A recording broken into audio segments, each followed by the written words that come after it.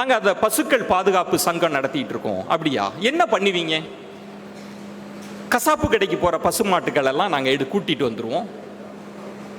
ரொம்ப முதிய வயதில் இருக்கிற ஆடு மாடுகள் பசு மாட்டெல்லாம் கூட்டிகிட்டு வந்து நாங்கள் பராமரிப்போம்.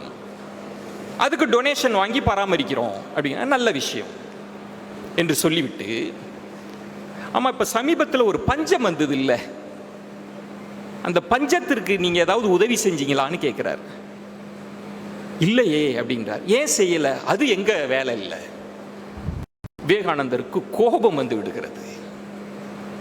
சொந்த சகோதர சகோதரிகள் பஞ்சத்தால் இறந்து கொண்டிருக்கிறார்கள், அவர்களை பற்றி கவலைப்படாமல் பசு மாட்டை காப்பாத்துறேன்னு சொல்றீங்களே, இது என்ன, இது என்ன போக்கு? கோபப்படுறார்.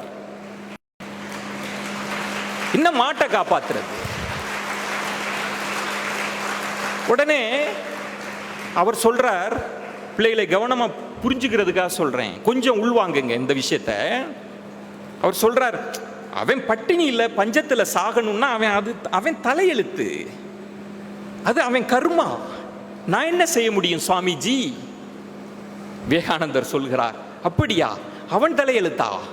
அப்படி என்றால் கசாப்பு கடைக்கு போக வேண்டும் என்பது பசுமாட்டின் தலையெழுத்து தானே, அதையே நீ மாற்ற நினைக்கிறாய்? கேட்டது விவேகானந்தர்.